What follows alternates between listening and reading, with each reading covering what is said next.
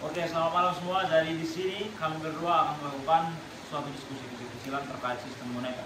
Oke, jadi yang pertama saya sendiri yaitu San dengan narasumber yang terhormat. Saya narasumber yang terhormat, Sue. Oke, jadi mungkin langsung saja kita masuk ke intinya, apa itu sistem moneter dan bagaimana sistem itu bisa ada gitu, apa memantiknya gitu. Baiklah, terima kasih atas pertanyaannya, San. Jadi begini aja. Sebelumnya aku jelaskan dulu ya apa sistem moneter. Sistem moneter itu adalah sistem atau aturan cara main uang begitu, di mana sistemnya transaksi ini kita ini dapat muncul begitu teman-teman. Kalau kurang tepatnya saya kurang tahu ya berapa revolusi atau tidak revolusi dalam sistem moneter ini. Tapi yang saya tahu ada mungkin beberapa, saya urutkan dulu. Yang pertama sistem barter, yang kedua gold standard, Bretton Woods, dan yang terakhir di zaman saat ini itu nanti yang terakhir ya.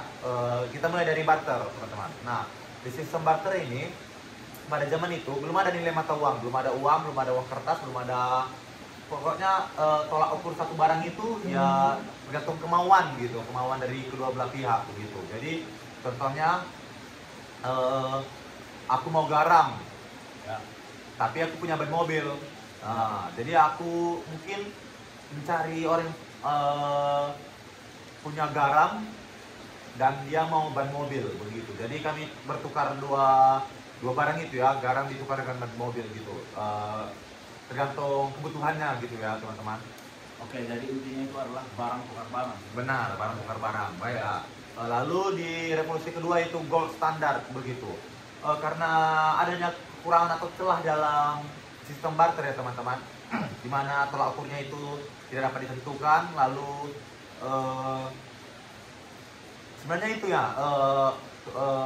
faktor utamanya begitu. Kalau tolak ukur yang tidak konsisten begitu ya teman-teman. Jadi dibuatlah sistem yang namanya gold standard begitu.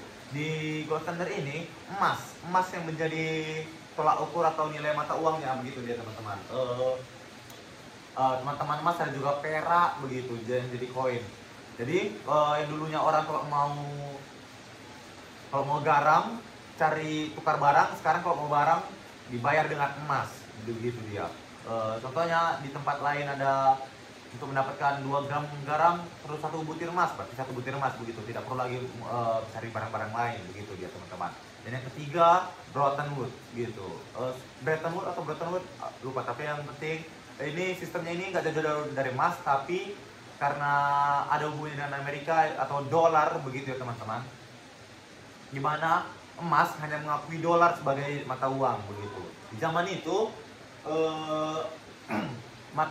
sebenarnya sudah ada di situ, setahu saya ya, sudah ada mata uang negara lain di situ, tapi karena sistemnya mungkin ada kekurangan informasi ya.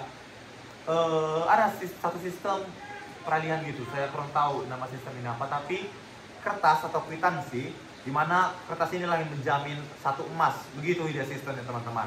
Itu juga yang terjadi di Bretton Woods. Singkat cerita, dolar inilah mengakui keberadaan emas begitu. $1 mengakui contohnya 35 ons dolar begitu. Jadi di era Bretton Woods ini, di mana emas hanya mengakui dolar, itulah kondisi di mana negara-negara lain begitu kan, kalau mau mendapatkan emas harus ditukar dulu ke dolar begitu, nggak bisa dari mata uang contohnya rupiah langsung mendapatkan emas, tidak bisa. Jadi rupiah harus ditukar dulu jadi dolar, baru setelah dapat dolar kita ambil emas kita begitu.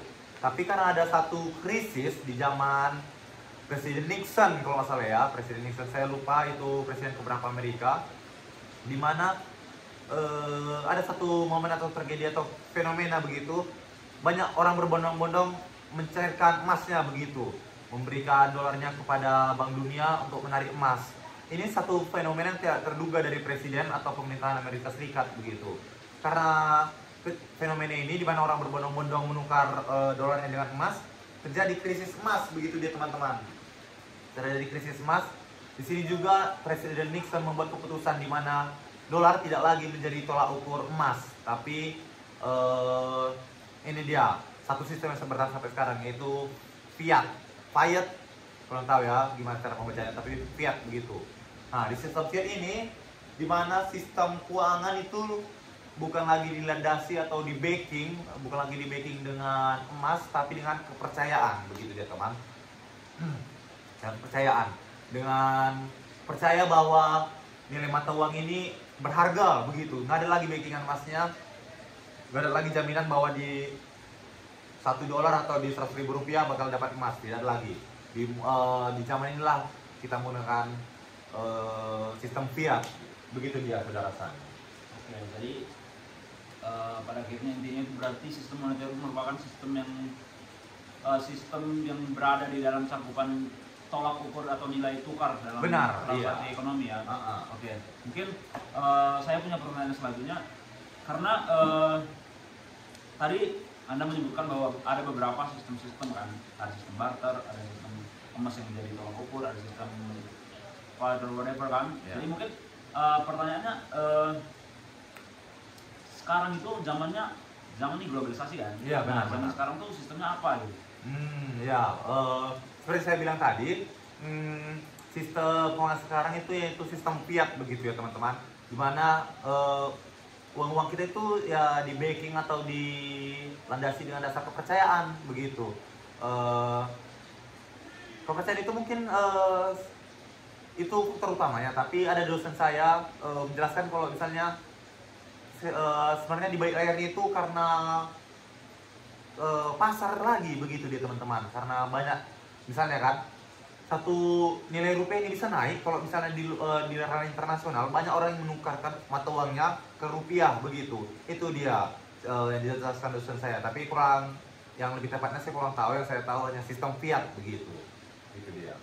Jadi sistem fiat ini sistem yang didasari oleh kepercayaan, begitu. Nggak ada backingan apapun, nggak ada backingan bahwa di dalam 100.000 itu ada emas.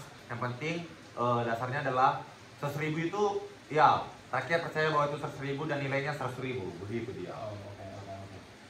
Oke, tadi di penjelasan yang paling pertama terkait sistem moneter itu saya ada notice bahwa ada terdapat zaman di mana emas itu menjadi tolak ukur ya kan? Iya, benar. Benar. Itu saya pengen bertanya, kenapa harus emas itu? Kenapa nggak mutiara? Kenapa nggak berlian atau apalah itu? Kenapa harus emas gitu? Bagus. Pertanyaan bagus ini teman-teman. Ya. Kenapa emas? Iya. Kalau kemarin saya juga bertanya begitu kepada dosen saya, begitu kan. Mengapa emas gitu? Mengapa emas? Yang dijawab dosen saya itu karena persepsi, begitu. Karena persepsi umum. Banyak orang setuju kalau emas ini adalah logam mulia, begitu. Logam mulia di mana emas ini barang berharga, begitu. Jadi diakuilah nilainya, begitu. Itu mungkin dasarnya ya, persepsi. Tapi kalau misalnya baru saya kulik-kulik tadi, ada beberapa faktor yang mendukung kalau emas itu yang paling pas lah, yang paling efisien atau paling memang emas lah ditakdirkan, begitu jadi nilai mata tukar. Karena ada beberapa faktor, seperti yang pertama, kalau nggak salah nih, emas itu di bumi ini saat ini nilainya tetap, begitu. Teman-teman, kalau teman-teman tahu, teman-teman bertanya, kenapa nggak berlian, kenapa nggak zamrud, teman-teman? Sekarang saya pernah ada nonton satu video di mana berlian itu sudah dapat diciptakan, begitu. Saya nggak tahu apa resepnya. Setahu saya waktu itu ada beberapa bahan dengan suhu tertentu maka terbentuk berlian, begitu. Jadi emas ini sampai sekarang belum bisa lah diciptakan, begitu. Jadi masih tolak ukur yang mutlak sebagai logam mulia, begitu. Lalu yang kedua, emas yang faktor emas ini dapat dileburkan, begitu. Karena emas dapat dileburkan, jadi nilai tukarnya atau timbangan itu dapat konsisten dari emas satu ke emas yang lainnya, begitu. Kenapa nggak berlian? Saudara Hugo bertanya. Berlian itu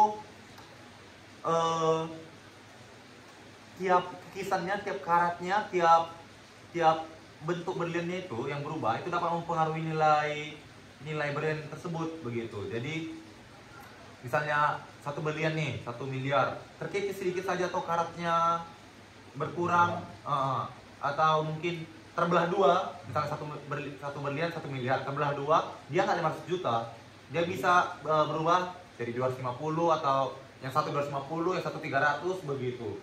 Jadi nggak ada nilai tukar yang tetap, begitu.